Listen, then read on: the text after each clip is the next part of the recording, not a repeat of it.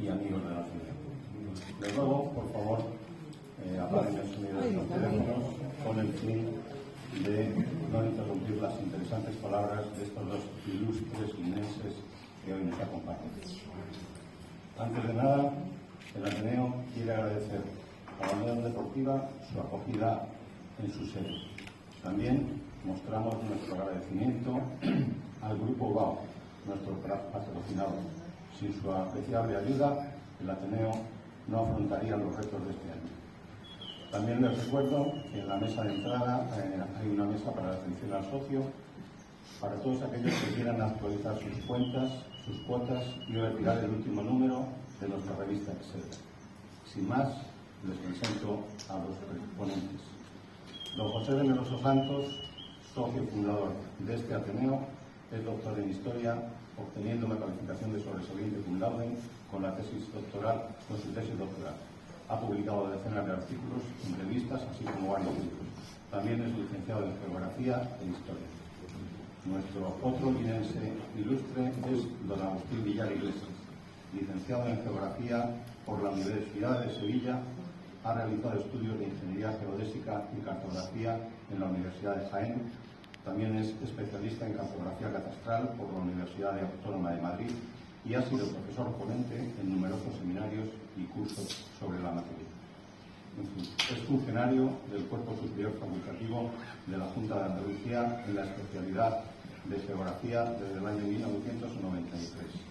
Actualmente es subdirector del Instituto de Estadística y Cartografía de Andalucía. Amén de otros cargos, también fue concejal del Ayuntamiento de Sevilla entre los años 2000 y 2007. Amigos, les cedo la palabra. Gracias. Muy bien. ¿Eso le aplaude? Sí. Buenas tardes. ¿Sí? Regular, nada.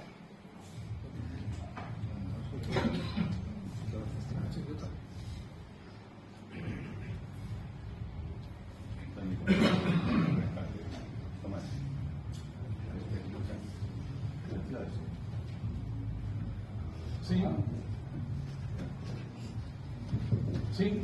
Bueno, buenas tardes. Es para mí un honor y siento un gran placer en acompañar a mi querido amigo y geógrafo Agustín, compañero de mi aventura académica y al que me unen lazos afectivos y de buena convivencia, retomando así en cierto modo las actividades académicas del taller de Historia en el Ateneo. El tema que nos trae don Agustín es sumamente atractivo y así se lo hice saber cuando tuve noticias de él.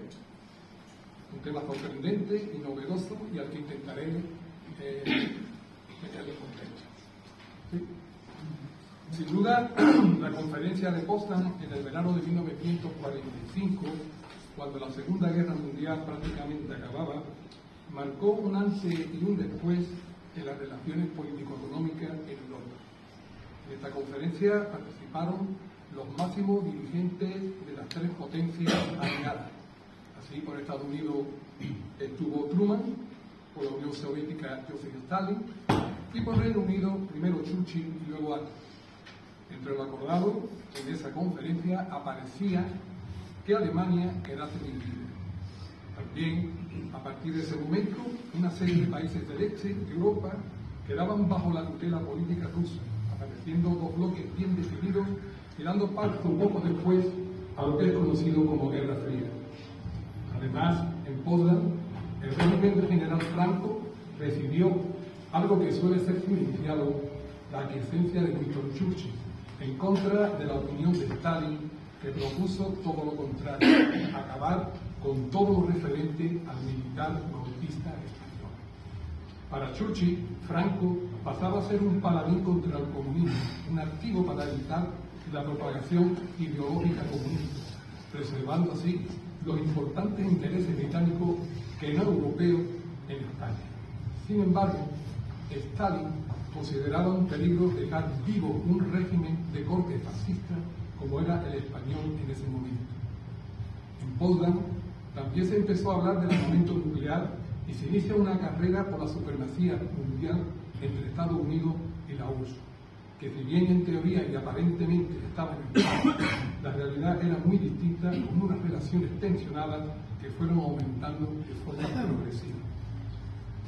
Las décadas siguientes a la firma del tratado vinieron caracterizadas por una agresiva y costosa competencia armamentística que derivaron en sangrientas guerras tuteladas por ambos países en América Latina, África y Asia, y por una competencia por el dominio económico mundial entre los gobiernos capitalistas, liderados por Estados Unidos, donde aparecían como socios preferentes Reino Unido y Francia, y el comunista liderado por la URSS, al que se le une la China de Mao, una figura que va tomando cada vez más relevancia. Esta política tensionada y trajo como consecuencia la guerra de Corea, donde Estados Unidos por un lado y la URSS y la China comunista por otro tomaron partido por la República de Corea y por la República Popular Democrática de Corea respectivamente, manteniendo de forma manifiesta y sin tapujos posiciones enfrentadas. Este conflicto cambió la dinámica política y militar a niveles mundiales antes desconocidos. La política de los bloques separó también físicamente capitalismo y comunismo, una separación que tuvo como principales baluartes dos organizaciones que reforzaban las barreras ideológicas y militares, la OTAN y el Pacto de Varsovia. Como consecuencia también de lo tratado en Potsdam, a nuestro país no se le permitió entrar en la ONU por la oposición directa y aguerrida del Reino Unido, Estados Unidos y la URSS. También quedó fuera de todo tipo de ayudas económicas. El plan Marshall, que representaba 13.000 millones de dólares de la época, pasaron de largo por nuestra puerta, cuando en la España de la posguerra se pasaba muchísima hambre. En Potsdam es evidente que no solo se condenó al régimen de Franco, sino que también a la población española, algo de lo que se debe avergonzar las potencias occidentales. 1954 fue un año clave en la historia de las relaciones mundiales, ya que Mao Zedong había retenido el poder en China tras terminar el conflicto en Corea. Pero además, en un ámbito más cercano a nosotros, en el Mediterráneo, se produce una serie de hechos que cambian el panorama político de la zona. Así, en Marruecos se firma el manifiesto de independencia. Francia era bastante afectada tras la derrota en Indochina. España recibe ayuda en forma de limosna en Estados Unidos. Un primer envío de armas como consecuencia de los pactos de Madrid de 1953, en el que se acuerda la instalación de bases norteamericanas en España, 4 aéreas y una naval, la derrota. Luego vendrían los 1.500 millones de dólares y el envío masivo de leche en polvo al pueblo español, que fue repartida entre los otros organismos portugueses. Fueron los de Madrid unos pactos que Franco quiso utilizar para entrar en Europa por la puerta de atrás, y en el que quedó fijado, al parecer, el compromiso secreto, más bien un señuelo, de que Estados Unidos abogaría ante el Consejo de Naciones Unidas por la devolución de libertades a España, aunque eso sí, como base norteamericana y de forma temporal. En realidad, estos pactos y el concordato firmado días antes con el Vaticano devolvieron en cierto modo a España a Occidente. Pero la situación dio un giro cuando la familia real británica visita Gibraltar en 1954, en la conocida como Royal Tour. Este hecho marcó un antes y un después en las relaciones de Franco con Gibraltar, dejándonos nuevamente fuera de Europa. Otro punto de inflexión en las relaciones de los dos bloques fue la conocida crisis de los misiles de 1962, cuando Estados Unidos tiene conocimiento del despliegue de misiles nucleares de alcance medio del ejército soviético en Cuba. Nunca se estuvo o se ha estado más cerca de un conflicto nuclear. En los años 60, el Mediterráneo, por su posición estratégica, pasa a ser un campo de nuevas tensiones entre Estados Unidos y el Reino Unido por una parte y la URSS por otra. Son frecuentes las maniobras de la OTAN por sus aguas, penetrando con frecuencia su flota en el Mar Negro, lo que incomoda al Kremlin. Igualmente, la Casa Blanca se preocupa por la progresiva expansión naval soviética en el Mediterráneo. Los soviéticos buscan nuevas bases y puntos de abastecimiento, llevando a cabo una política de acercamiento a los países ribereños y realizando tareas de espionaje. Las acciones bélicas en Oriente Medio durante 1967 y la ocupación de las calles de Praga en agosto de 1968 acentuaron todavía más la tensión existente entre ambos bloques en el Mediterráneo. En abril de 1969, una flota soviética atravesaba el estrecho desde el Atlántico al Mediterráneo. El portahelicóptero Moskva iba al frente del encuentro del portaaviones mixto de Mindanao, que venía desde el Mar Negro. Se trataba de unas maniobras navales, pero luego era una maniobra intimidatoria ante otras maniobras que realizaba la OTAN, la denominada Down Patrol, en la que participaba la sexta flota norteamericana con las unidades más potentes del momento, el Daesh y el Tanner, dos destructores insignias de la flota, y la Mediterranean Fleet británica. Ya en ese momento los soviéticos contemplaban una acción directa en el Mediterráneo que les permitiese tener algún tipo de control sobre la zona. De hecho, los buques soviéticos utilizaban fondeaderos en lugares bien protegidos, todos en aguas internacionales, para reparaciones, aprovisionamiento y repostaje, pero también en otras zonas, en las aguas jurisdiccionales de determinados países, entre las que destacamos las costas argelinas, el mar de Alborán e incluso en el propio Gibraltar. Un asunto que por mi parte motivo de investigación, porque varias compañías de combustible con sede en el Peñón proporcionaron la cobertura necesaria a los soviéticos desoyendo las consignas de Londres, al igual que permitió la llegada de navíos rusos camuflados de barcos mercantes al puerto de Gibraltar sin ningún tipo de control ni vigilancia, como conocemos a través de los testimonios de trabajadores españoles que trabajaban en los muelles. Era frecuente ver cómo los marineros rusos accedían a los comercios de la ciudad realizando operaciones de trueque al no disponer de dinero. Madrid estuvo al corriente de esto a través de los informes que facilitaba Falange de la Línea. Una información que en algún momento fue trasladada a través de Gómez B al embajador británico en Madrid.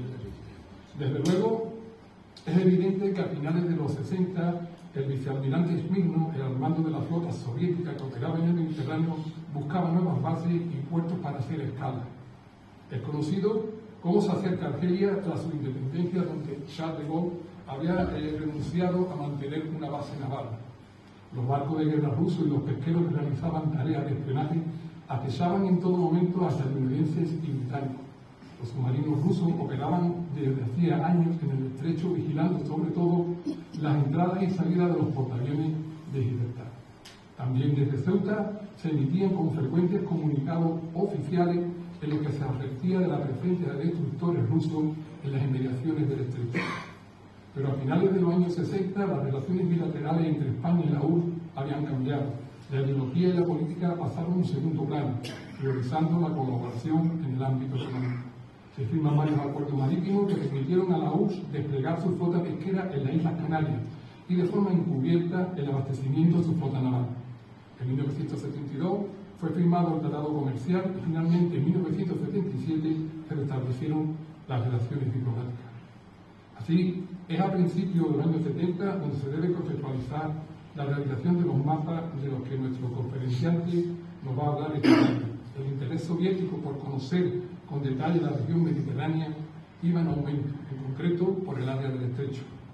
Una razón que siempre tuvo un gran valor estratégico militar y que de nuevo adquiere un gran protagonismo por la peligrosa competencia entre las grandes potencias.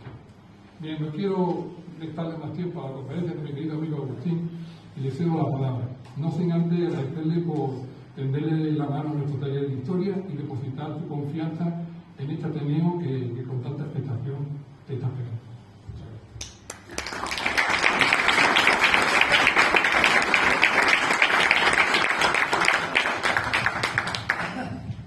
Estaba diciendo Sotoche a Bene que por favor me pase la introducción histórica, que aparte de que me ahorra muchas palabras para contextualizar cómo se hizo esta obra cartográfica, pues bueno, va más allá de lo que se exige y bueno, citándole que como es natural intentaré incorporarlo a esta comunicación que espero que algún día será algún artículo o una revista. Bueno, yo quiero agradecerle a la Ateneo la invitación a dar una conferencia en mi pueblo, a quien en tanto quiero, que saben mis amigos, que cultivo mucho. Espero dentro de poco, cuando me jubile, retirarme aquí, poderme hacer mi socio de la Ateneo y disfrutar de la conferencia. Y no solo la invitación, no solo el agradecimiento por la invitación, el agradecimiento es a todo el Ateneo, a sus socios, por la labor que hacéis, ¿no? Porque tener un sitio en el que se promueva y se difunda la cultura, creo que es algo muy importante y que nos hace mejores. Así que enhorabuena y muchas gracias por el esfuerzo que hacéis. En la conferencia, que la he denominado el Atlas Rojo, la cartografía soviética del Atlas Rojo, lo he tomado prestado de la primera publicación que apareció en torno a este asunto. Publicó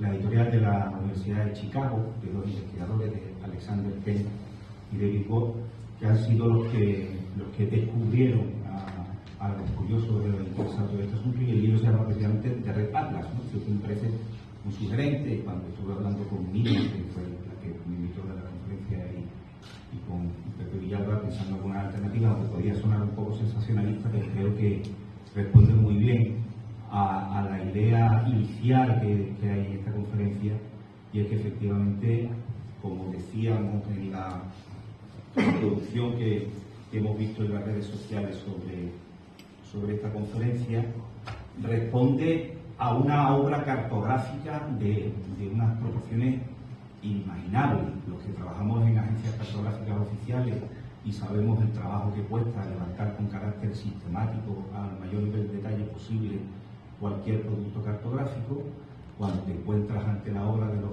soviéticos en esta materia, seguimos asombrándonos de cómo se pudo hacer esta cantidad de hojas cartográficas con tanto detalle, con tanta precisión, con tanto preciosismo, con tanto cuidado, con tanta corrección geométrica, compleción temática. Es algo realmente asombroso. Y el asombro también se vuelve inquietud cuando, pues uno piensa que durante muchísimas décadas, desde que inventó este programa cartográfico Stalin, pero se desarrolló fundamentalmente en época de Khrushchev, cuando uno piensa que estuvimos sometidos de forma sistemática a vigilancia por parte de los rusos.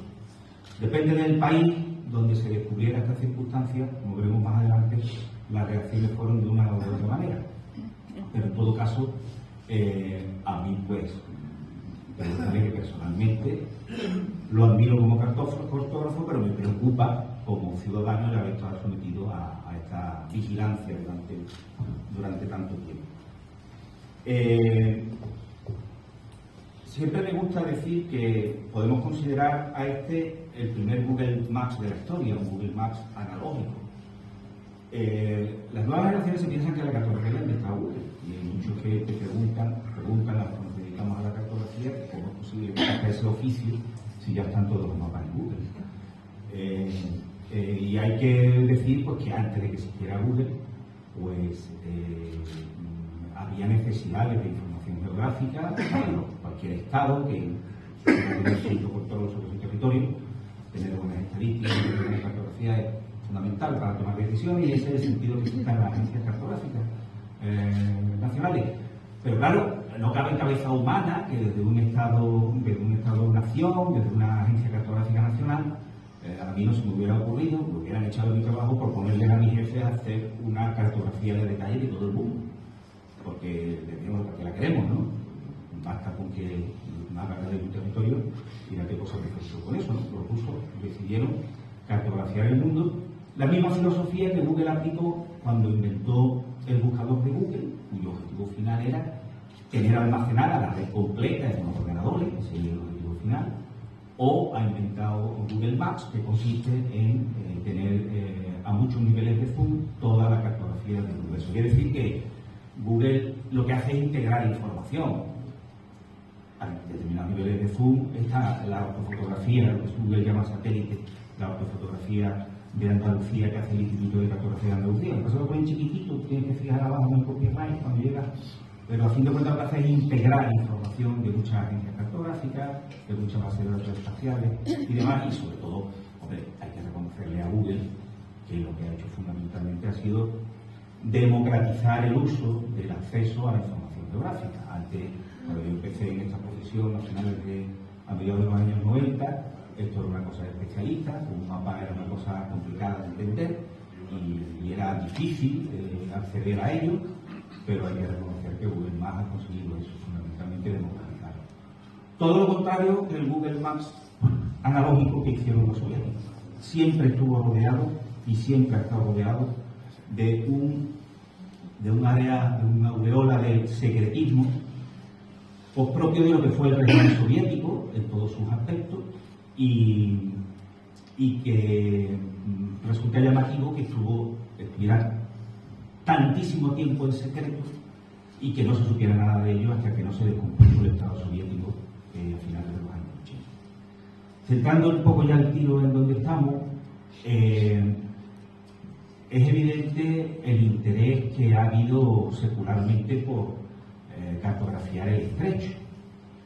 Muy manido el argumento de la importancia y el interés geoestratégico que tiene el estrecho de Gibraltar, zona de paso entre el Mediterráneo y el Atlántico, cruce de continentes entre Europa y África, y se necesita buena información geográfica para poder tener cierto control de un territorio que es complejo, que necesita ser entendido, representado, abstraído y tal. Ahí he hecho una breve reseña de cómo el estrecho ha aparecido en la cartografía desde la época de los planos árabes que estaban orientados al sur, como el Idrisi del año 1154, pasando por la manera de hacer mapas de Ptolomeo. Ptolomeo no hizo mapas, hizo una geografía en la que proponía un método de hacer mapas. El mapa nos llega de 1375, que está basado en la geografía de Ptolomeo del siglo II, o el mapa de Juan de la Cosa del año 1500, que constituyó el primer padrón real y que incorporó, entre otras cosas, la información que Colón trajo para el descubrimiento de América, o uno de mis favoritos, que es la carta náutica de Piri Reis, un almirante y corsario turco que se dedicaba a hacer de las suyas por todo el área del Mediterráneo y que estuvo navegando desde los 13 hasta los 86 años, quien pudiera, ¿no? Estar todo ese tiempo navegando, y que dejó un legado de unas cartas náuticas del Mediterráneo muy preciosistas, como el que hay aquí, o el primer atlas moderno de la historia que hizo Abraham Mortelius, o el encargo que Felipe IV le hizo a Pedro Teixeira, en el que pidió que hiciera un inventario de todas las costas del Reino de España. A Felipe IV se le conocía como el Rey Planeta y quería tener un inventario, que era para lo que han servido siempre los mapas, han estado siempre asociados al Estado del Poder, para tener un inventario de sus posesiones. Aquí me hice ya un poco de autocensura. Tenía varias transparencias en las que hacía un recorrido de esto y dije, bueno, la conferencia no acaba nunca, vamos a centrarnos en los mapas soviéticos. Y me quedé en el siglo XVII, porque ya en el siglo XVIII, con los sitios de Gibraltar y las obras de Próspero de Verdún y demás, ya la cartografía sobre el estrecho ya crece exponencialmente, y me remito a una tesis doctoral que ha hecho un paisano nuestro, bueno, es sevillano, pero tanto que el país de adopción, que es Juan Carlos Pardo González, que está entre el público, y el que me une el lazo de amistad desde pequeñito. Está publicado por la Diputación de Cádiz, y es un acercamiento al territorio desde la historia del arte que, bueno, a mí como geógrafo me parece interesantísima, y especialmente el tomo 1, en el que hay un recorrido sistemático por cómo se ha representado el estrecho y el campo de Gibraltar a lo largo de la historia. Ahí lo dejo, y si acaso ya otro día pues hacemos un recorrido histórico sobre las imágenes singulares del campo de Gibraltar, pero su lectura es muy interesante, es un libro muy ameno, muy entretenido, y como digo, está publicado por la Diputación de Cádiz. Ahora mismo 2 tomos, uno hasta 1850 y otro a partir de 1850. El primero es hasta 1800 y el segundo es de 1800 a 1850. Bueno, a partir de aquí, del 18, viene ya la cartografía moderna, la del siglo XIX, y una particularidad de la cartografía moderna, tal como la concibió un andaluz de Jaén, que se llamaba Francisco Coello, y que fue el padre de la cartografía moderna en España, pues dio el salto a la precisión geométrica y pretendía poner al servicio del Estado suficiente compendio de datos geográficos para poder organizar los asentamientos, las infraestructuras, etcétera, etcétera. A nivel global, hubo una iniciativa del Congreso de 1891, el Congreso Geográfico Internacional de Berna, en el que un profesor de morfología de la Universidad de Berna propuso el cartografiado del mundo a escala 1 millón.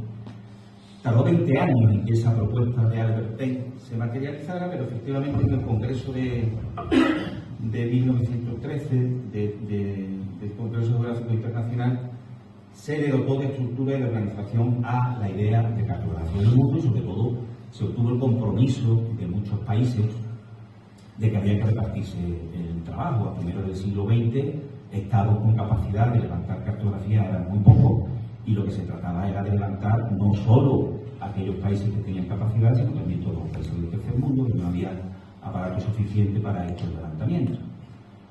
Ahí lo que se estableció fue una organización, cómo repartíamos, cómo dividíamos el mundo en cuadrículas para distribuir el trabajo entre los países que se comprometieron a levantar hojas cartográficas del mundo a escala 1 a 1 millón. Y a nivel nacional, en 1875, después de eso que os he contado de Francisco Coello, que fue el que sentó las bases, el general Ibáñez de Íbero, que es uno de los fundadores de lo que entonces se conoció como el Instituto Geográfico y Catastral, levanta la primera hoja del mapa topográfico nacional a escala de 50.000, que tardó pues prácticamente un siglo en completarse. Son en total unas 1.150 hojas las que componen el mapa topográfico nacional, y España tardó un siglo en levantar ese mapa. La última hoja se hizo en 1967. Doy el dato porque después lo recuperaremos, no es un asunto solo de darlo per se. Antes de eso, bueno, después de eso, de esta primera hoja que hizo el general Ibáñez de Íbero de Madrid, hace muy poco tiempo, perdona que te cite otra vez, Juan Carlos no me ha pagado para que lo cite dos veces, Juan Carlos Palo, encontró un hallazgo que ha sido el mapa que la Comisión del Plano de Algeciras, sobre 1890, levantó del campo de Gibraltar a una escala de detalle, que también nos asombra, la escala 1:5000, que tenéis aquí un trocito en la parte de abajo de esta transparencia, en la que se sorprende que de pie a tierra se fuera capaz en aquella época de hacer esa cartografía. Pero es muy importante este hallazgo porque es la primera.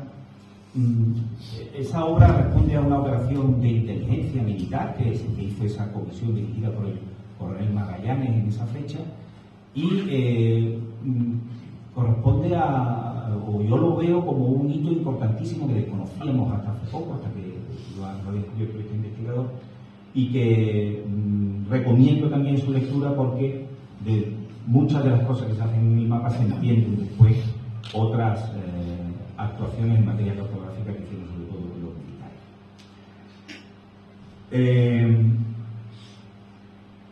Y ya nos situamos en el entorno antes de la Segunda Guerra Mundial, primeros del siglo XX y antes de la Segunda Guerra Mundial, donde había muy pocos países que habían fijado ese objetivo que decíamos, que tenemos que cartografiar sistemáticamente nuestro territorio a escala de detalle, calculándolo por hojas y levantándolo así.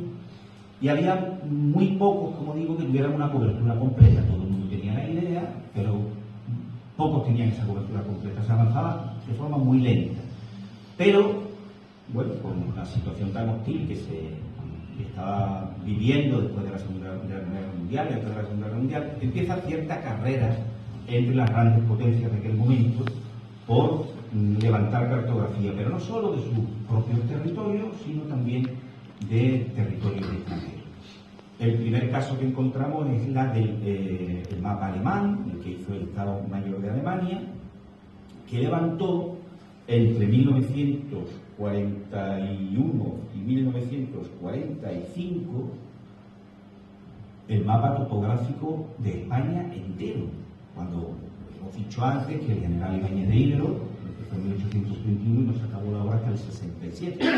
De hecho, ya en los años 30 parece ser que Alemania ya tenía una cobertura suficiente del mapa topográfico nacional y que se lo dio al general Franco para abordar las labores de guerra, porque el Ejército Nacional en aquel momento solo contaba con la guía Michelin para planificar sus operaciones militares, porque el territorio de la defensa nacional había caído del lado republicano y el ejército alemán le proporcionó esa obra. Esta obra, el mapa alemán, lo descubrió el Instituto de Estadística y Cartografía, entonces el Instituto de Cartografía, rastreando en algunos archivos internacionales en la Biblioteca del Congreso de Washington, en bibliotecas inglesas, y conseguimos recuperar el mapa completo de Andalucía, excepción hecha de 2 hojas, excepción hecha de 15 hojas, ¿no? En total tenemos 196 hojas de Andalucía, faltan 2 de Almería y el resto de las hojas de algunas del litoral. Utilizó la cartografía española existente, cuando no, pues la levantó expresamente, y es esta hoja que ven aquí, en la que me he traído precisamente la hoja de la línea. Está publicada en su momento en un DVD, pero también está colgada en la cartoteca digital de Andalucía. Todos los mapas que yo estoy mostrando aquí están para su descarga y su uso libre y gratuito en la cartoteca digital del Instituto de Estadística y Cartografía de Andalucía, y hay un buscador y se puede incluso acceder al fichero digital, son gratis. Manda el copyright del propietario. Nuestros fondos cartográficos no son propiedad de IECA. Nosotros hemos hecho un barrido sistemático que ha durado 25 años de todas las bibliotecas del mundo que pudieran contener imágenes de Andalucía, las hemos digitalizado y las hemos colgado. Si el que nos hace de la imagen tiene derechos de autor o cobra por los derechos de autor, solamente damos la ficha catalográfica, pero son pocas, la mayoría tienen un uso gratuito. Casi a la misma vez, un poquito más tarde, el ejército americano y el ejército inglés también inician la elaboración de su propia serie cartográfica. En el caso americano incluso hacen algunas hojas de escala de detalle, escala 10.000, a la escala de lo que les habla de la escala 50.000, y hacen algunas hojas de detalle como esa que ven ahí de la línea. Hay solamente en España hechas 11 ciudades de escala 10.000 por los americanos, y una de ellas la línea, otra es Gibraltar.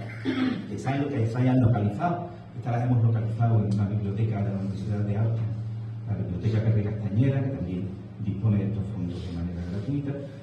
Y los americanos, como digo, se lanzan a hacer también un levantamiento sistemático a escala 1:50.000, como la que tienen en la esquina superior derecha del American Map Service, que es lo que significa AMS, que también corresponde a la hoja de la línea. Verán que el ámbito cartográfico de la del mapa alemán y la del American Map Service es el mismo, que es porque la cuadrícula, gracias a que en aquel congreso de Viena se pusieron de acuerdo en una cuadrícula a escala 1:1.000.000, por subdivisiones sucesivas de la cuadrícula en 4, pues ya la cuadrícula cartográfica nos pusimos de acuerdo en el 19 y todos utilizamos la misma, por eso coinciden los ámbitos.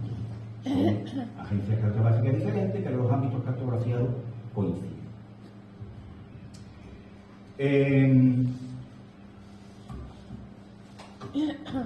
Y a todo esto, pues, nos centramos en qué estaba haciendo el aparato cartográfico soviético en la época. Hay que decir que los soviéticos tardaron mucho en despegar, en incorporarse a esto de la cartografía moderna. No es hasta después de la revolución bolchevique que se construye un aparato cartográfico en la Unión Soviética.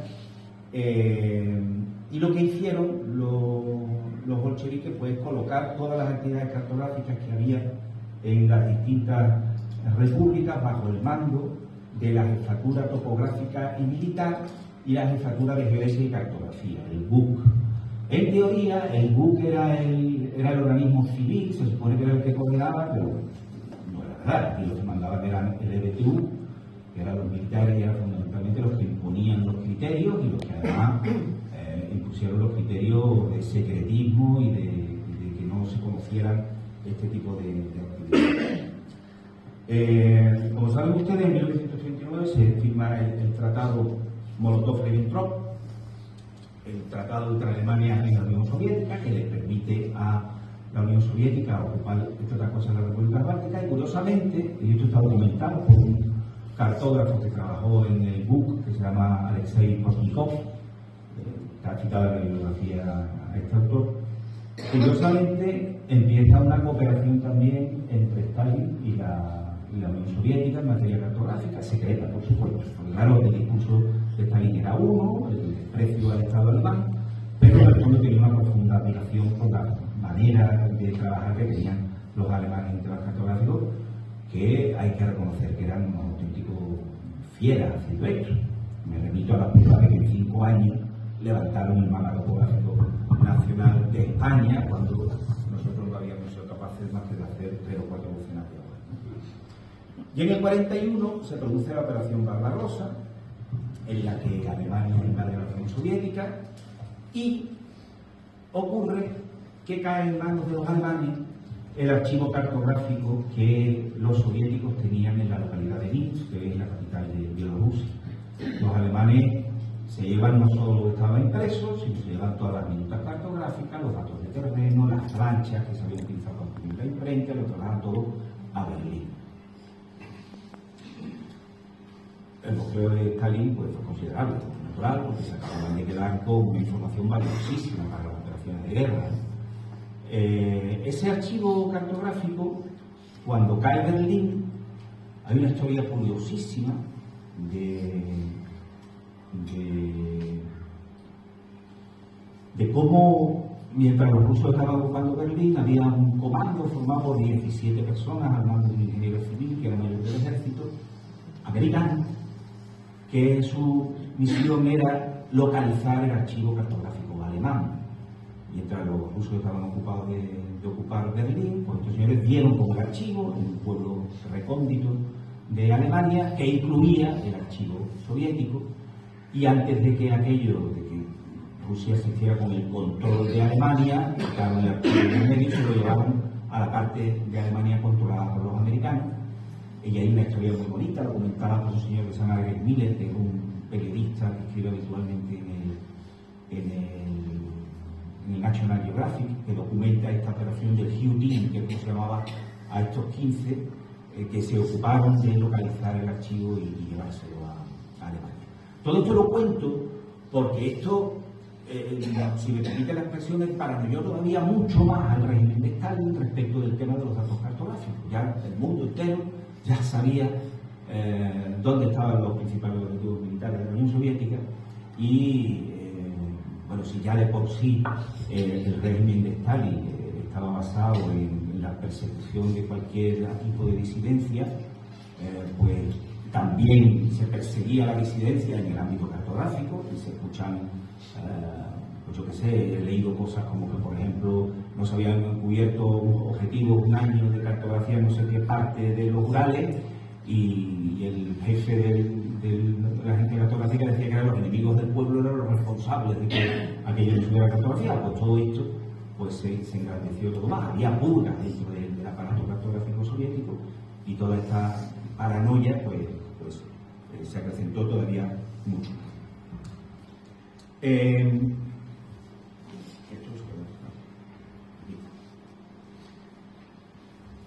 Y una de las cosas en la que ya he insistido, que efectivamente pues el GUP desde época de Stalin pues dirigió ese programa de cartografía secreta, o sea, que se decretaron secretas todas las operaciones cartográficas,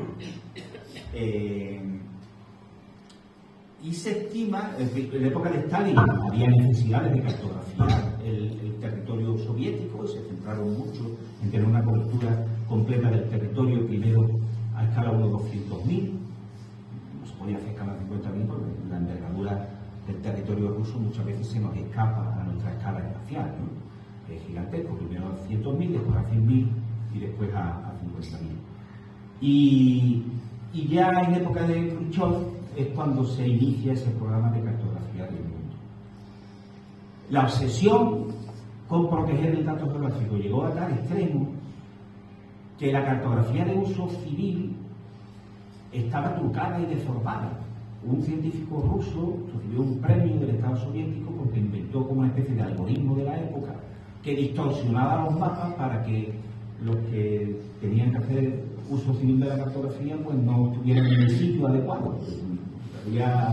Y eso también está documentado, hay artículos que cuentan esa cosa, pero la única cartografía que se podía utilizar era la cartografía militar, como he dicho, era así. Esta que ven aquí es la hoja del mapa 1.10.000 de la línea Gibraltar, que junto con esta, que es la cartografía, la hoja de Algeciras a escala 1/200.000, son las dos en las que me he centrado fundamentalmente. Ahora ya vamos a entrar de lleno en este asunto. Vale, 35 minutos, me parece que tenemos una pregunta, pero bueno.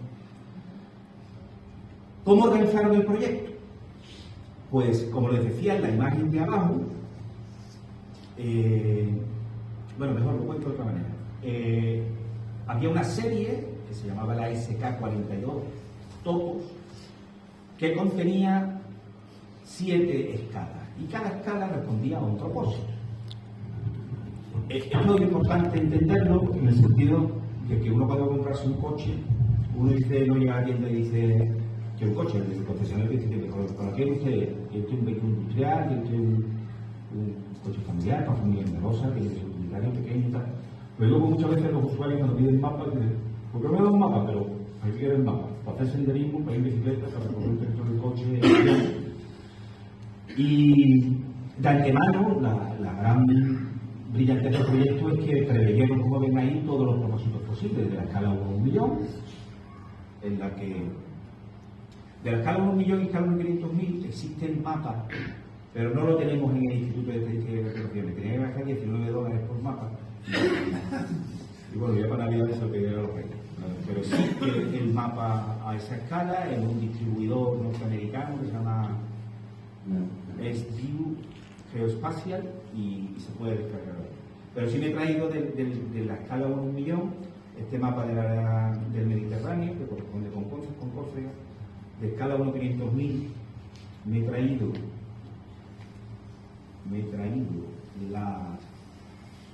el mapa de Barcelona,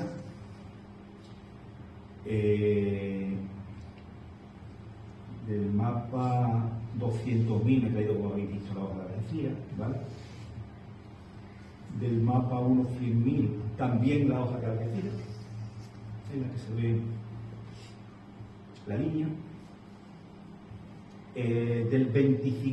Del 50.000 me he traído una hoja de Almería. Hay que decir que en Andalucía, las otras escalas, tenemos todas las hojas de Andalucía, 200.000, del 100.000, del 500.000 y del 1 millón, pero de la escala 1.50.000 solo tenemos 5 hojas de Almería, que no quiere decir que no existan.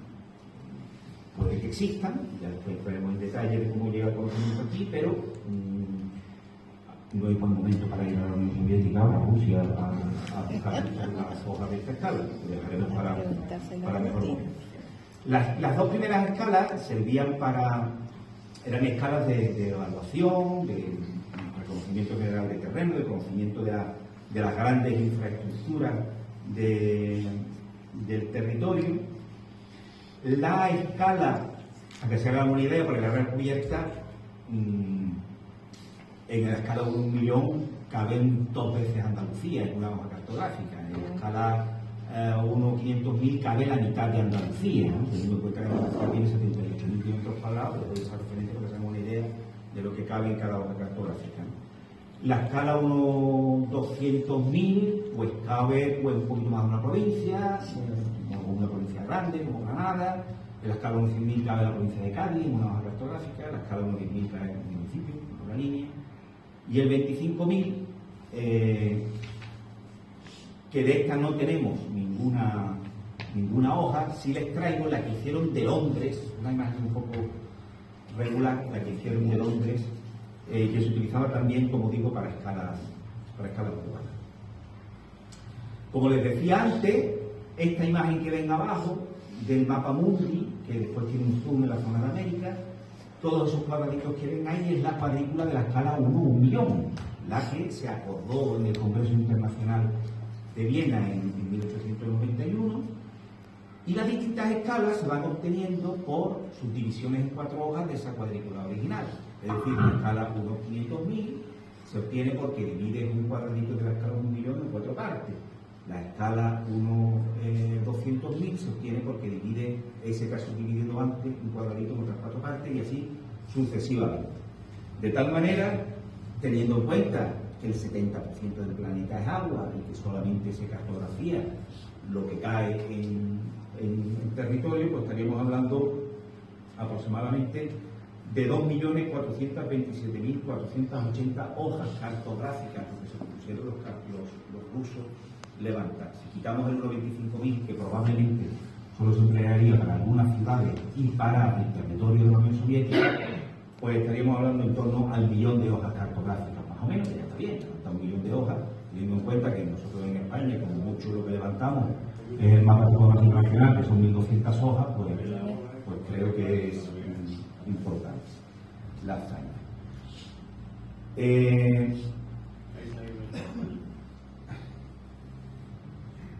¿Tú qué?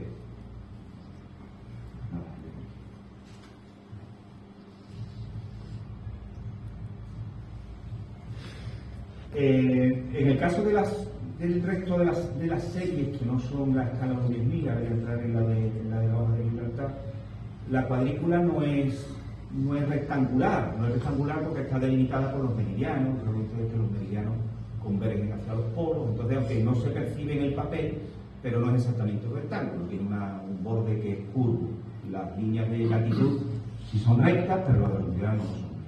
En el caso de la cartografía urbana de escala 1 a 10.000, en este caso sí estamos hablando de hojas rectangulares, que además no responden a esa sistemática de división por hojas, sino lo que se hacía es que el marco de la hoja cartográfica se centraba en el territorio que poseía cartografía, y en el caso de la hoja de Gibraltar la línea, pues se hacía así. Los bordes están definidos en la proyección Gauss-Krüger y un sistema de coordenadas propio que se llama Sistema de Coordenadas 1942. La proyección es muy parecida a la que se ha utilizado siempre en Occidente, que es una proyección Mercator, que consiste en reproducir el globo terráqueo, desarrollar el globo terráqueo en un cilindro que es tangente a la esfera de la Tierra. El problema irresoluble de las matemáticas es que una esfera no la puedes representar en un plano, pero te puedes aproximar inventando una cosa que se llama proyecciones cartográficas, y que básicamente consiste en proyectar el globo terráqueo en tres figuras geométricas. Bien en un cilindro, que son este tipo de proyecciones, bien en un cono, que tú lo haces tangente a la superficie de la Tierra, o bien sobre un plano. Así se definen básicamente las proyecciones cartográficas, y las más usadas son este tipo, la Mercator, la Gauss-Krüger, que son proyecciones cilíndricas. De estos planos de ciudades se hicieron aproximadamente 2.000 y pico ciudades en todo el mundo. Arriba tienen un mapa, un que no se va muy bien, de todas las ciudades que cartografiaron. El listado está disponible en esa URL que ven ustedes ahí abajo, y hay que decir que de los primeros planos que se hicieron en Europa Occidental son del año 49, de dos ciudades austriacas, de Kufstein y St. Pölten.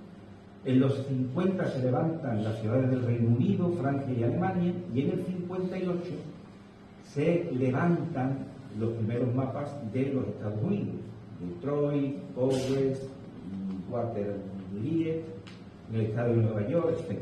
Ninguna gran capital del mundo se escapó al cartografiar el mundo soviético. La cartografía Nueva York, Los Ángeles, Londres, París, en fin, un sinfín de capitales del mundo. La primera cartografía que se levanta en Andalucía es una de escala 1, 100.000 y 200.000, pero se levantan las de la parte de Huelva, correspondiente al uso cartográfico virtual. No voy a entrar en detalle que es eso del uso cartográfico, pero la parte de Huelva se levanta en el año 69. Y en el 80-82, a escala de unos 100.000 y unos 200.000. Y en el 80-82 se levantan las hojas 500.000 y unos 100.000. En lo que se refiere a planos de ciudades, la primera que se levanta en España es Algeciras, que es del año 71, y la de Gibraltar, la línea, que es del año, los datos son del 72, pero la publicación es del 74, de ese entorno, 72-73. Después se levanta también Cádiz, Jerez de la Frontera, y Sevilla, también se levanta Málaga en el año 76, y del resto de España pues se publican hasta un total de 39 ciudades. Valladolid está levantada, viene con su gerente de Valladolid en Civil. Y este es un poco el esquema. Ven aquí, bueno, aquí abajo ven una gráfica, no se ve muy bien, en el que vienen los años y el número de hojas de ciudades que se levantaron. Fundamentalmente, donde tiene gran impulso el levantamiento de planes de detalle, este detalle tan asombroso, es en torno a los años 70, y donde se hace la mayor producción de hojas. Y hay que decir que incluso después de caído el Estado soviético, se han seguido levantando hojas cartográficas. La última de Vancouver se levantó en el año 2004. Había pasado tiempo de caído del Estado. No sabemos muy bien para qué, pero siguen haciendo el levantamiento de ciudad. Todos los mapas reproducen ese esquema que ven ahí a la derecha. Arriba, una información, unos datos marginales en la cabecera, que es donde está el título. Abajo, en el que abajo el número 2, donde se sitúa la leyenda. El número 3 siempre es un mapa de ubicación que sitúa la hoja cartográfica en el contexto de todo el estrecho. En el 4 hay una lista referida a la cuadrícula del mapa de principales objetivos militares de la hoja cartográfica. En el 5 hay un callejero con los principales nombres de las calles utilizadas. Y en el 6 hay una cosa que se llama en ruso Spravka, perdón mi pronunciación, porque no sé si es así, que es básicamente como una especie de breve reseña geográfica del territorio en el que había dos versiones. O lo incrustaban aquí, como se ve en el mapa, o lo hacían en una separata aparte. Las separatas aparte normalmente estaban vinculadas a otras cartográficas de ciudades muy importantes. Aquí solamente tenemos eso. Este es un detalle de lo que se ve. En el margen superior derecho tienen siempre los mapas militares, excepto habíamos visto los de la escala 1/500.000 y 1.000.000, la palabra secreto, si se ve como se escribe ahí. Yo no tengo ni idea de ruso, yo lo único que he hecho ha sido cogerme un alfabeto cirílico y más o menos, como estudié en el bachillerato griego, hay algunas letras que se parecen, la I, la RO se parecen un poco, pues, y un poquito de paciencia, y el traductor de Google y hace maravillas. Pues con eso te pones más o menos al día. Y es muy curioso porque este mapa, luego entenderemos por qué, está tachado a boli, no de secreto, con un bolivic tachado, y pone encima GCN, que está con las, ahí ven ustedes la letra en cirílico, que significa para uso oficial. Es como si alguien hubiera decidido unilateralmente, le rebajo el nivel de seguridad al documento y así lo puedo vender. Y entenderemos que después por qué hacía eso. Centrado en la parte en el margen superior, pues venía el nombre de la ciudad, ahí pone Gibraltar la línea, como lo ven en detalle, la numeración de la hoja y debajo la fecha del mapa. La fecha de edición, porque hay los mapas que se compilan de forma analógica, créanme que se tardan muchos meses, incluso años en producir una hoja. Depende de muchos factores. Y que lo hicieran con datos del 72 y se publicaran en el 74, pues no es nada. El proceso de compilación de un mapa analógico es algo complejo y difícil. El sistema de referencia se recoge en el ángulo superior izquierdo, que lo que significa eso en ruso, se llama sistema de coordenadas 1942, y la proyección Gauss-Krug. Y las coordenadas están en un doble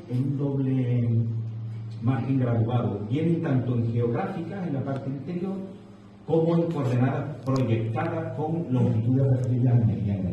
¿Vale? Después tienen un sistema de identificación de cuadrículas. Ven que aquí, en la última imagen de la transparencia, hay una A y un 1.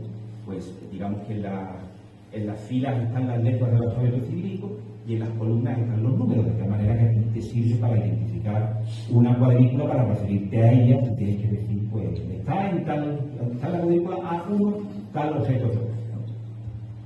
Esto lo digo porque después nos va a hacer falta.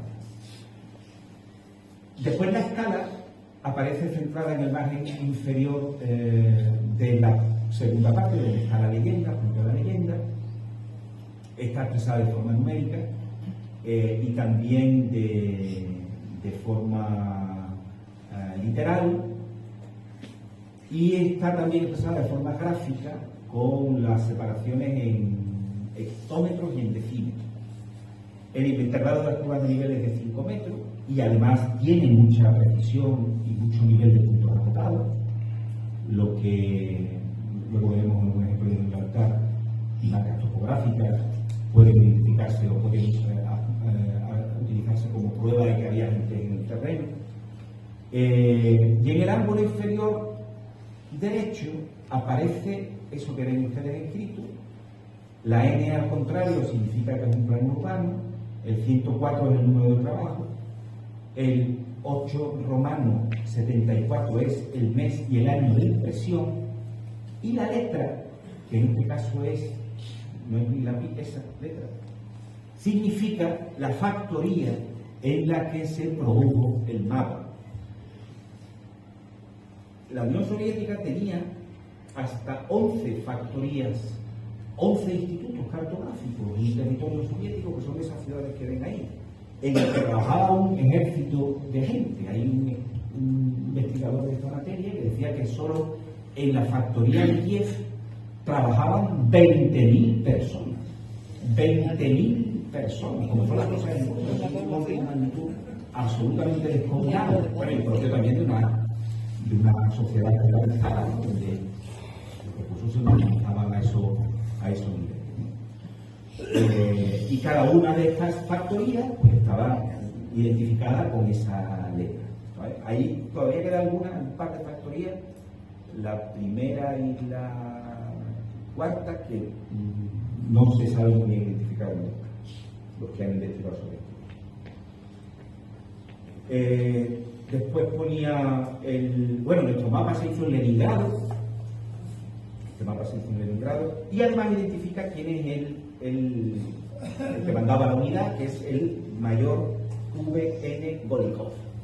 He estado mirando por ese apellido, investigando que sería un Golikov, y había uno que era mariscal de campo, pero me parece que no tiene nada que ver con este Golikov. Y después viene la leyenda, que la leyenda es muy escueta. La leyenda solamente tiene, ven que hay en el tercer bloque de datos hay un 45, un 75, 84, cada uno con un color. Lo que viene en morado identifica los objetivos militares que vienen identificados con un número, objetivos estratégicos, no militares, objetivos estratégicos con un número. Si eran de color morado se refería a objetivos administrativos, si eran de color verde, instalaciones militares y de comunicaciones, y si eran de color negro, dice textualmente instalaciones militares e industriales. Porque en la mentalidad de los soviéticos no podía haber una industria que no estuviera vinculada al ejército, era el complejo militar industrial, ¿no? Y después hay una pequeña leyenda para los edificios, en la que los edificios destacados los pintan de marrón oscuro y les pintan un reborde negro, y después pintan enrayado lo que son barrios de la ciudad que tienen mucha densidad constructiva, que son como que están macizados, ¿no? Y finalmente ponen en el mapa de Gibraltar un rectangulito para simbolizar la rampa en la que se recoge el agua de lluvia de Gibraltar. Solamente lo ponen, ocupa tanta superficie, el que compiló el mapa entendió que había que clarificar qué era.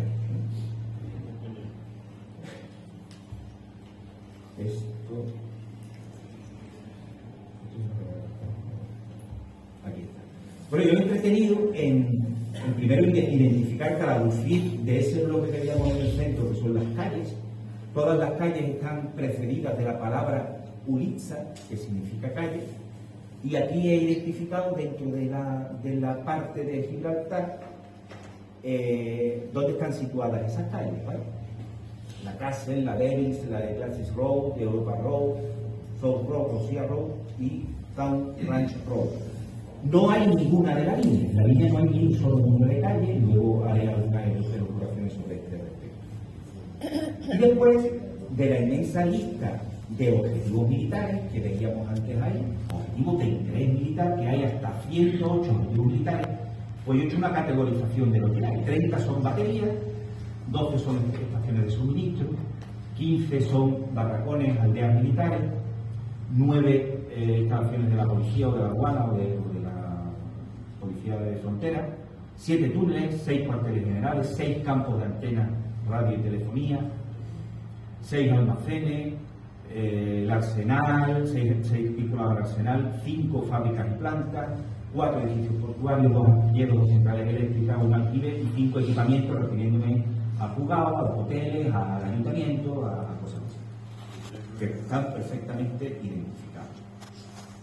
Hay que tener en cuenta, en la parte de las 2 primeras filas, que tiene cada uno de ellos 3 rectángulos, tengo identificada en qué cuadrícula está, ese sistema de referencia de cuadrícula que hablaba antes, y qué elementos con su color se refiere. Es decir, el elemento 110, que está pintado en rosa, pues habíamos dicho que el rosa correspondía a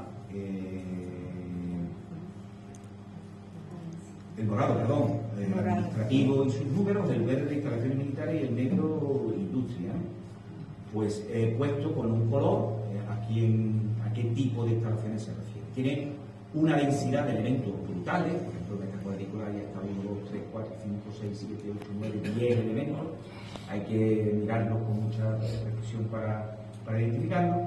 Y en las 3 filas de abajo he identificado 3 posiciones de la parte de la línea, en la que como objetivos importantes sitúa fundamentalmente la refinería de petróleo, el polígono industrial de Campamento. La refinería se identifica por los redondeles de los bidones, polígono industrial de Campamento, y esa instalación en verde que hay ahí, que es donde está hoy la fábrica de Ubago, patrocinador, por cierto, de la Bahía, donde está hoy la fábrica de Ubago, que en aquel momento estaba el cuartel de Carabineros, y lo identifica como cuartel de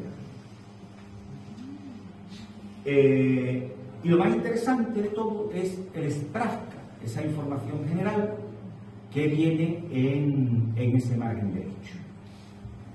Más o menos 2.000 palabras, cuando el SPRAFCA va en clase para otra parte es mucho más extenso, y fundamentalmente en este caso tiene 5 epígrafes, uno dedicado a información general, que da datos sobre la ubicación estratégica del desplazamiento, las principales magnitudes físicas, un segundo sobre los alrededores de la ciudad, que habla de la descripción a escala intermedia, con el sistema general de comunicaciones, otro el territorio de la ciudad con escala de detalle. Es como si en los primeros apartados estuviera haciendo como un zoom. Al principio se fija en Gibraltar desde una escala muy pequeña, en el segundo apartado fija un poco el detalle y en el tercero pues ya se centra en la escala de detalle. Y sobre todo, donde donde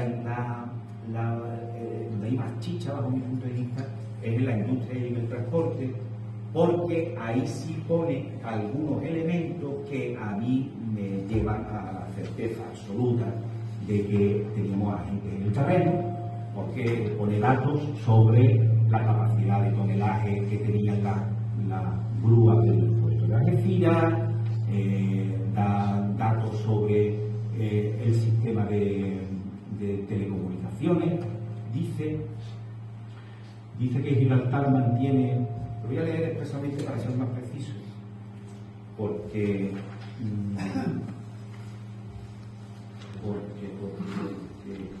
bueno, quiere decir que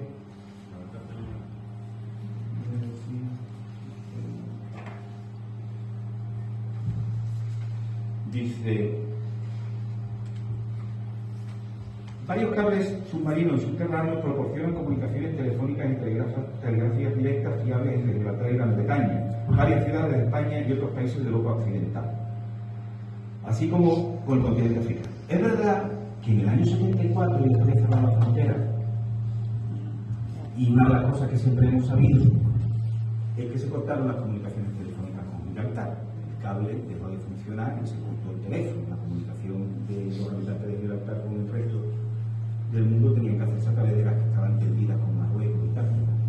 Pero no dice exactamente, no dice que probablemente las comunicaciones no se cortaran del todo. Yo creo que tengo la sospecha, hablando con algunos, de que el cable no daba servicio de telefonía doméstico, a los usuarios domésticos, pero que el cable seguía funcionando para determinadas comunicaciones de interés político, estratégico entre el gobierno español y el gobierno británico. Entonces, esas cosas que cuenta ahí, pues, me llevan a la certeza absoluta, como bien ha señalado doctor Veneroso Santos, que el Gibraltar estaba lleno de gente que reparaba allí los buques factoría rusos y que por tanto había buena información de primera mano, no había más que hacer. Ya lo hizo Magallanes, no se va Juan Carlos, cuando hizo el plano de Algeciras, que se paseaba por Gibraltar haciendo fotos, los que bastantes más medios lo pudieron hacer perfectamente, cualquiera que reparaba. En este sentido, me paro un poco para hacer precisamente consideraciones sobre los métodos de compilación del mapa. Lo primero que llama la atención es que la parte de la línea, la parte de Gibraltar, la parte de la línea parece como la aldea del Rocío, ¿no? Es como si estuviera pintado unos elementos de mampostería muy pequeños y el resto fuera como una especie de inmenso arena. Hay primero una cuestión de cómo interpretaban los rusos el territorio. Los rusos querían, o cómo utilizaban la simbología. Los rusos con ese color amarillo que le ponen de fondo, lo que quieren decir es que no era un territorio que estuviera densamente edificado. Es verdad que la línea siempre ha tenido una morfología de edificios no muy altos, y que crecía más en extensión, que en altura y tal, y entiendo que querían decir eso, ¿no? No obstante, sí destacan algunas cuestiones importantes, como por ejemplo es que, pues yo que sé, retintan algunos edificios altos. Yo he sido capaz de identificar ahí el edificio de Cuevas, he conseguido identificar ahí las torretas de los Junquillos, por supuesto la Cabeza de Toro, que es la única referencia escrita que hay junto con otra que hay. Pero lo que más me sorprende es que veis que arriba a la izquierda, en la zona de los Junquillos, hay unos topónimos, y los topónimos lo que significan es zona de tiendas de campaña. Traducido del ruso, lo que quiere decir que había como una especie de poblado de tiendas de campaña. Claro. A la izquierda les he puesto la foto más cercana que había a ese entorno, que es la foto que se llama el vuelo fotogramétrico interministerial, que se hizo en el año 1976. Y esa es la que corresponde a esta zona de aquí. Y se ve arriba a la izquierda, se ve una trama un poco regular que coincide con la que hay arriba donde dice de la tienda de campaña. Y es probable que el fotointérprete, que lo haría rápido, iría remando lo de fuera, pues cuando vio eso de forma regular, que era una cosa muy alta y tal, pues diría, esto parece que es una especie de poblado precario y tal. Ya que el que tenía mejor control de calidad, pues ya estaría de vacaciones. Y hay incluso que cayó en la zona de gusto que me parece importante destacar. Pero fundamentalmente lo que yo interpreto es que para los rusos realmente en este mapa el interés estratégico estaba centrado en cartografiar Gibraltar. La línea, en cierta manera, y aunque me duele decirlo en el corazón, pues era como una especie de elemento secundario, ¿no? Y de hecho, lo que dice el Spráfica sobre la línea, he escuchado, tengo dos traducciones, voy a poner primero la más actual y después la más corta, al contrario. Dice: es una ciudad de España, provincia de Cádiz, ubicada directamente al norte de la zona neutral. Ese topónimo que hay ahí en el Parque Sofía es zona neutral. Un pequeño centro industrial, que pero también he escuchado traducido, o he visto traducido, un insignificante centro industrial y comercial, así como un puerto pesquero y turístico en el sur del país. La población de la ciudad es de 57.000 habitantes y superficie aproximadamente tanto. Eso es lo que dice el que compiló la cartografía sobre eso. Sobre el tema de la captura de datos, por supuesto, mapas copiados, como hacían los americanos, como hacían los alemanes, como hacían los ingleses, como incluso hicieron los italianos en época de la Guerra Civil. Y yo creo, estoy completamente seguro, que copiaron del mapa topográfico nacional de 1946, que veis que aquí hay un trocito aquí abajo, porque en los dos mapas se comete el mismo error, que es poner el topónimo Cachón de Jimena, que es el arroyo que nos hace de frontera con el campamento, lo dejan suelto ahí en mitad del mapa, sin que esté cerca del río ni nada, ahí dejado la mano de Dios, y los dos lo ponen exactamente igual. Pues ahí que he cogido, han utilizado, han fusilado el mapa del 46, donde ese topónimo no se ubicaba con precisión. Y de Gibraltar,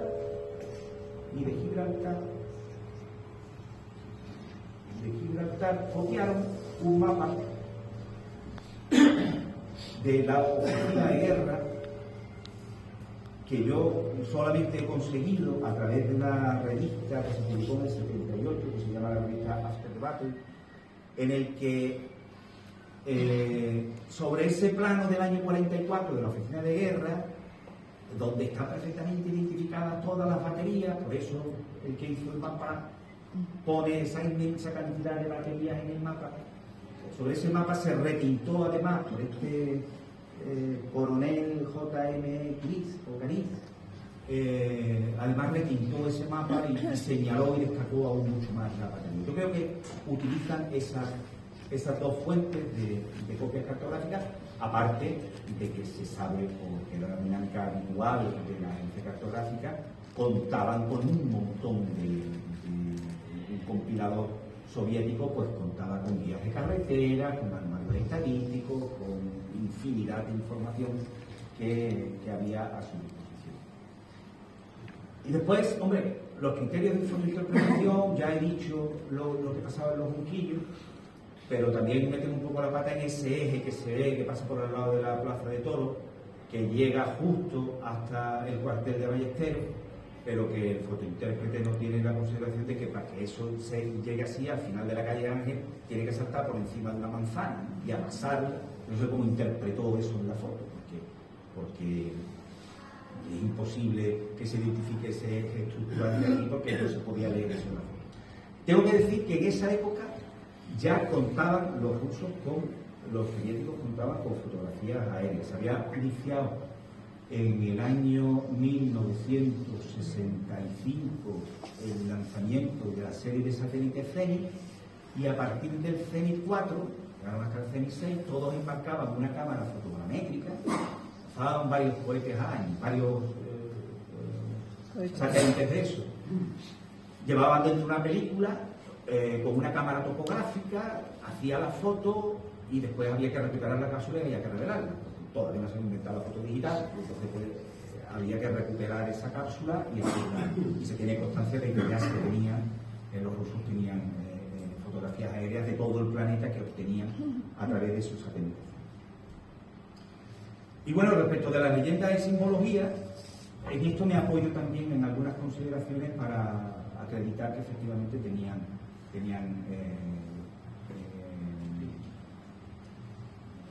que no solo copiaban mapas, ¿no? Hay que tener en cuenta que no solo copiaban mapas por la propia cultura secretista que tenían los soviéticos. Les decía antes que trucaban los mapas para el uso civil. Luego los cartógrafos soviéticos decían, si el mapa es público, tiene que estar mal.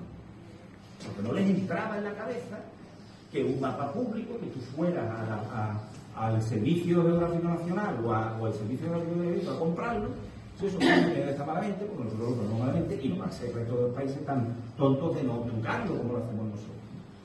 Y después, porque tenían unas especificaciones técnicas muy estrictas, ¿no? ¿Qué es esto de aquí? Imagínense la factoría de 20.000 personas que había aquí. Pues tenían como una especie de pósteres muy grandes. El primero era para identificar los símbolos puntuales. Una fábrica, un campo de antena, una central eléctrica. Era como un plano de entrenamiento. Había unos pósteres donde el operador, cuando tenía dudas sobre cómo representarlo, miraba para adelante y lo identificaba. El de la derecha era para representar las estaciones de ferrocarril y sus edificios. El de la parte de abajo a la izquierda era para representar los asentamientos urbanos. Y el de la derecha para identificar los asentamientos, la red hidrográfica y la infraestructura hidráulica. Con carácter general, todas estas fuentes de información que maneja Metal le permitía incorporar a los mapas secretos nacionales. En el caso de la línea se les escapa el grupo SAM y el grupo JOC, porque ahí en teoría debería estar... mi pregunta, ¿eh? Sí. Claro, ya preparada. Se les escapa. Hombre, yo no he visto nunca el grupo SAM, no lo he visto ni en fotografía aérea, porque yo nunca puse por ahí, yo por eso no creo. Pues nosotros como agencia cartográfica, siempre cuando se hace un vuelo, se sigue entregando al CK, al Centro Cartográfico y Fotográfico del Ejército, y te devuelve censurada la imagen. Yo nunca he visto el grupo SAM en una foto aérea. No sé si el grupo SAN tenía unos silos o tenía ocultos los misiles que los ocultaba de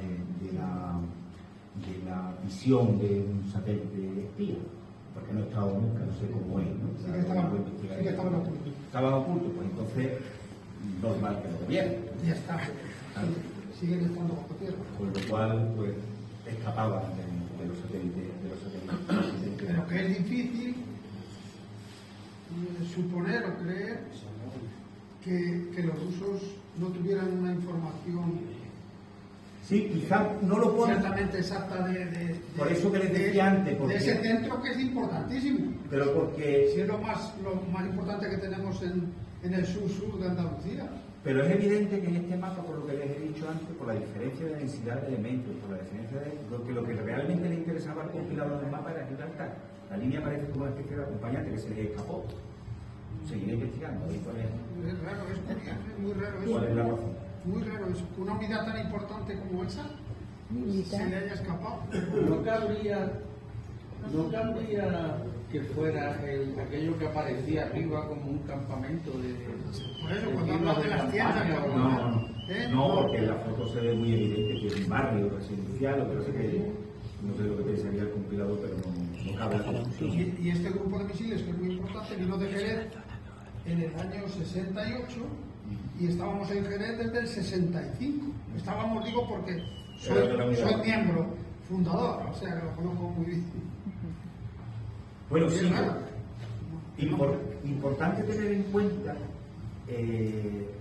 para acreditar que había gente sobre el terreno son, bueno, les he puesto a la izquierda algunos ejemplos de la toponimia, ciudades como Barcelona, que es la primera, había una jerarquía de topónimos para relacionarlo con el tamaño de la población, Barcelona, Sevilla, La Línea, San Roque, Jimena de la Frontera, La Tunara, la Almoraima, que aparece subrayado porque es una estación de tren, y por eso la subrayan, y un topónimo de un río, que en este caso era el río Palmón. Y a la derecha, lo que nos sigue sorprendiendo a los cartógrafos eran los atributos numéricos que ponían al lado de las infraestructuras. Por ejemplo, en el primero de arriba, te ponen, la primera palabra significa embalse, pero te ponen al lado una serie de números que identifican el volumen en kilómetros cúbicos, la superficie en kilómetros cuadrados, el tiempo de vaciado en días con las puertas abiertas y el tiempo de vaciado en días con la presa derrumbada.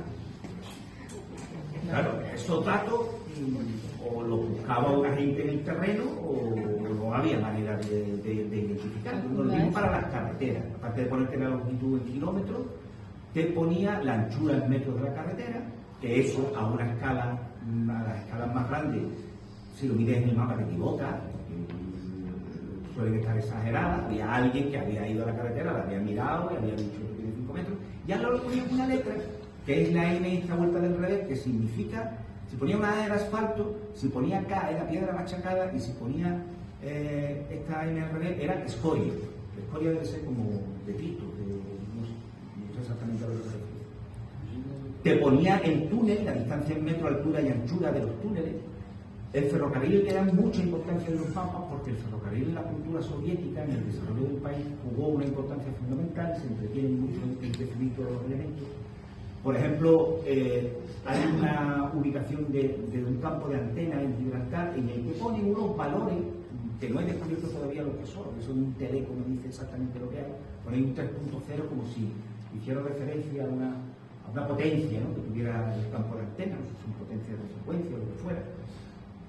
El caso de un atributo de un puente con una M de metal, un puente que pasaba sobre el río Palmone. Con las presas también ponían la longitud, la anchura y el material de construcción. Las líneas eléctricas ponen su capacidad en kVA. Y abajo también identifican un circuito con una cruz, eso es una marca topográfica. Y eso no se ve, si unos normalmente clavos que se ponen en el suelo y que solamente eso no se ve a través de una foto aérea ni está referido en los mapas. Eso se ve porque alguien lo ha visto en el suelo y lo ha pintado. Muy detalladas las áreas marinas y muy centradas, como decía, en las áreas urbanas y en los ferrocarriles. Creo que estoy acabando. Bueno, ¿y todo esto cómo llega a Occidente? Toda esta información pues llega fundamentalmente Bueno, hay que decir que aparte de las 11 factorías, la Unión Soviética tenía 25 depósitos de mapas en donde había colecciones completas de todas las series, para que estuvieran a disposición del mando militar en el momento que hiciera falta. Y si le estimamos que había 1 millón de hojas cartográficas, cada depósito tenía más de una copia de ese millón de hojas cartográficas, con lo cual imaginaros cómo sería el depósito, hasta en 25 depósitos. Bueno, pues ¿qué pasó con esos depósitos? Bueno, pues el destino final del depósito dependió de en qué república estaba. Las de las repúblicas bálticas, que fueron las primeras que salieron, pues las vendieron rápidamente al mejor postor. Las de Bielorrusia, las de Ucrania y las de la URSS. Bueno, los militares vendían muchas cosas porque necesitaban dinero, ¿no? Pero para comer, porque no les pagaban las nóminas, pero lo organizaron un poquito, establecieron cierta graduación, en esto lo podemos vender, esto si no, esto es criminal, esto es solamente sancionable, y había como cierta, por supuesto, no vendieron nada del territorio soviético, pero sí empezaron a vender muchas cosas. Entonces, el primero que adquiere hojas de este tipo, pues es este señor de Omnimap y de Spiu, que pues entra en contacto con unos militares, creo que eran de Letonia o de Lituania, y tiene mucho interés el testimonio que hace el dueño de esa empresa, que se llamaba Russell Guy, que lo cuenta como si fuera una novela de espía. Relata él en un artículo que dice: un helicóptero militar permanecía aterrizado cuando Russell Guy llegó al aeropuerto cerca de Tallinn, Estonia, con un maletín lleno con $250.000 en metálico. El lugar le hizo sentir incómodo. No parecía una base militar, no exactamente, pero había hombres que parecían soldados de pie, con armas de fuego. En el 89 la Unión Soviética se había despedazado y algunos oficiales estaban ocupados liquidándola en trozos. En el momento que Guy llegó al aeropuerto, la mayoría de las mercancías habían sido descargadas del helicóptero y la habían hecho desaparecer. Si continúa el relato, que al final, con un maletín de $250.000, dice que compra 1 millón de hojas cartográficas. Y dice, pues si las vende ahora a $19, pues le salió a 25 céntimos cada 25 centavos y la está vendiendo por un. Después una serie de investigadores, que son los que hacen este libro de aquí, Red Atlas, entran en contacto con un señor que se llama Aivas Zubiripulis, que tiene una tienda de mapas en Letonia, que también le compró al peso, porque le estaban vendiendo los depósitos de mapas, lo estaban vendiendo para hacer pasta de papel. Le compró al peso varios palés de esos mapas, que era una aficionado al senderismo, y compró un montón de mapas, y a través de ahí llegaron a muchas, inundó pues las principales cartotecas del mundo, de las universidades americanas, los inundó de este tipo de mapas. Se encontró en un congreso cartográfico con 3 agentes del KGB que lo amenazaron porque estaba vendiendo cartografía secreta, pero ya entonces no le podían hacer nada porque era una república báltica.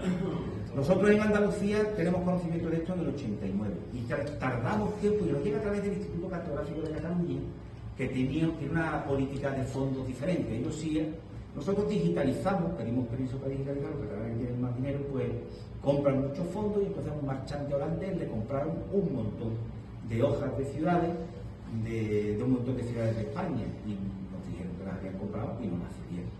Tardamos tiempo en sacarlas a la luz porque había discusiones respecto de los derechos de autor. No sabíamos si los derechos de autor eran de Spiu, eran del Estado soviético, y ahí estuvimos un montón de tiempo investigando qué hacer con este asunto. Y bueno, ¿qué impacto tuvo esto en Occidente? Pues va un poco por varios, ¿no? En Suecia se organizó en el 2003 un escándalo de unas proporciones mayúsculas, porque los suecos, esto viene que a través de un periódico que se llama Sueco y Provincial, de Aftonbladet, que se hace eco de que habían descubierto que los soviéticos habían cartografiado su principal base naval, y Estocolmo, con todo lujo de detalle, y los suecos habían presumido siempre de que ellos primero hacían las cosas mucho mejor que los rusos, y en segundo lugar que todos sus secretos estaban perfectamente protegidos. Claro, cuando descubrieron aquello, en la frontera con la Unión Soviética donde están ellos, pues se organizó un escándalo público de nariz. En Inglaterra, todo el debate tuvo que ver con que el Ordnance Survey, que es el órgano cartográfico de Gran Bretaña, que tiene una política comercial muy agresiva, allí cobran por los mapas, decía que los rusos le habían copiado los mapas y que por tanto los mapas de los ganan Serbia y que los derechos de autor lo tenían los franceses. Se metieron en un litigio, incluso amenazaron a que cualquier ciudadano que tuviera un mapa ruso en su poder y lo estuviera utilizando, estaba incurriendo en un delito contra los derechos de autor. Entonces allí, pues ya habían tenido un lío con el Real Automóvil Club de allí, que no sé cómo se llama, con eso mismo, y entonces pues aquello se desinfló un poco. En Finlandia, bueno, los finlandeses resulta que después de la Segunda Guerra Mundial, no sé si saben ustedes que tenían prohibido cartografiar una franja de 100 kilómetros fronteriza con la Unión Soviética. Y bueno, cuando pasó esto, pues se encontraron los finlandeses que tenían cartografiado esos 100 kilómetros, y bueno, pues ellos tampoco sabían que los estiraban y tal, pero les vino hasta bien. Y en España, bueno, pues en España, cuando esto sale, aquí me se forma un escándalo, la gente decía, qué bien que nos espiaron, ¿no? Todos son un poco como complacientes, ¿no? Incluso las cabeceras regionales de los periódicos, las cabeceras provinciales iban publicando el mapa de Córdoba, el mapa de Málaga. Hay ciertas capitales de provincia que no las hicieron los rusos, y algunos decían, pues, nosotros que no, el agravio de que a mí no me han cartografiado. Pero lo que sí es evidente, y es lo que yo he investigado también, es que hay que entender la presencia de agentes en el terreno, como hemos acreditado que había en el contexto del deshielo de las relaciones internacionales. Antes de mediados de los 60, que es cuando empieza el deshielo, en 65, un ruso en España probablemente daría mucho el canto. No había relaciones diplomáticas, se habían roto en el año 39 y Será mi pregunta. ninguna comunicación. ¿Cómo es posible que pasaran desapercibidos? Con la Unión Soviética. Eso hoy. En el 65 comienza el deshielo de las relaciones, en el 69 empiezan a llevar lo que algún investigador, en algún artículo que he leído en los cuadernos de historia contemporánea de la Autónoma, llamaban los turistas soviéticos, que eran como especie de embajadas culturales, pero con las embajadas culturales llegaba gente que se entrevistaba con dirigentes del Partido Comunista y está acreditado que esas embajadas culturales eran políticas además de culturales. Y en el 69 se produce un hecho muy importante, y es que se produce un acuerdo pesquero con la Unión Soviética, porque la Unión Soviética necesitaba darle trabajo a su potente flota pesquera. ABC publicaba en el año 70 que en las aguas de Canarias operaban 2.500 pesqueros rusos que daban, las tripulaciones totalizaban 250.000 personas. En el 70 se llega a eso porque se firma un acuerdo pesquero con la Unión Soviética para que pudieran los barcos rusos faenar ahí, pero es que el Estado español llegó mucho más lejos. Fundó una sociedad mixta de capital del Estado español y de capital soviético que se llamó Sovietpan y que instaló esa sociedad en Tenerife. La parte española la cubría la Compañía General de Tabaco de Filipinas, que era de capital español, a través del FOCOES, que era una especie de agencia exterior de la época de Franco, y por parte de la Unión Soviética, pues una empresa estatal rusa, y lo que se pretendía con ello es fundar una joint venture que a lo que se dedicaba era a hacer de consignatario de buques. Es que había 2.500 barcos a los que había que darle de combustible, eran los de comida, había un montón de cosas de ese tipo, y dijeron, sobre el lenguaje del régimen soviético y el de Franco, llegaron a fundar una sociedad mixta. Bueno, pues, claro, la sociedad mixta, al final, pues aquello, era para tres cosas: era para la consignataria de buques, era para algunos aspectos relacionados con la técnica de la marina mercante, y era para que la flota de Aeroflot pudiera volar a España al relevo de las 250.000 personas que trabajaban, porque a los que estaban en los barcos en Canarias había que darles descanso y había que transportarlos a España.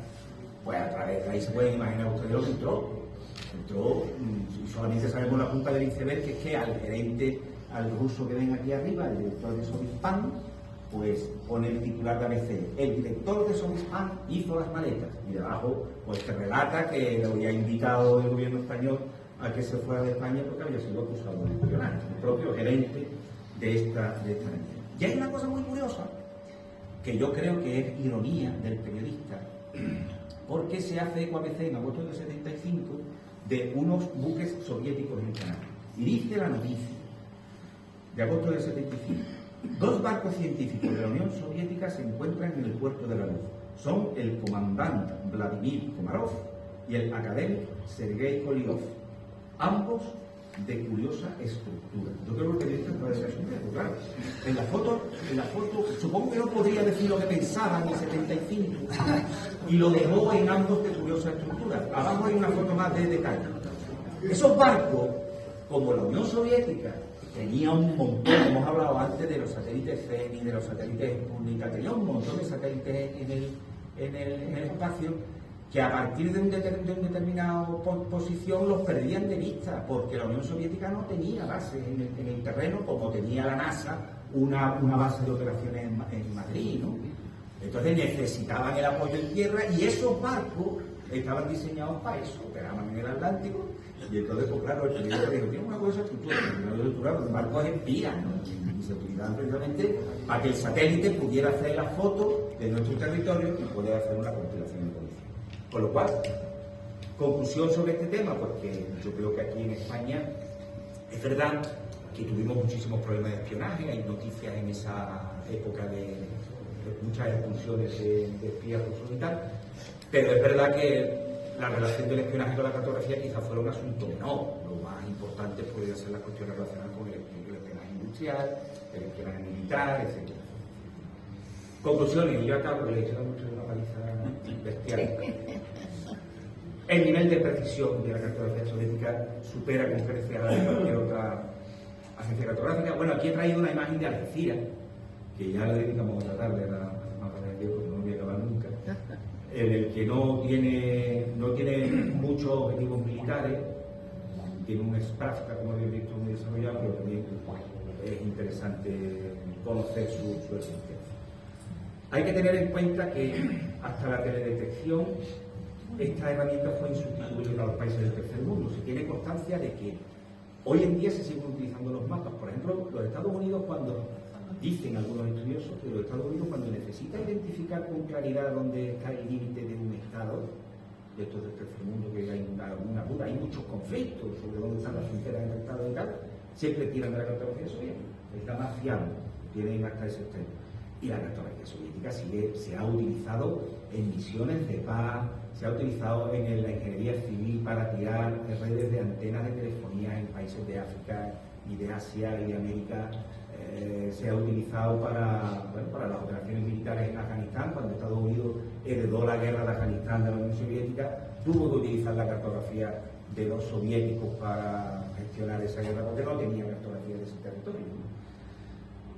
Sin duda, el más ambicioso y preciso proyecto cartográfico que se ha abordado acredita que el estrecho seguía siendo y continúa siendo un objetivo geoestratégico de primera magnitud, que necesariamente se cuenta con agentes en el terreno y que nos ha dejado, sin duda, un incomparable legado de conocimiento geográfico, potencial y geopolítico. Y la más importante es que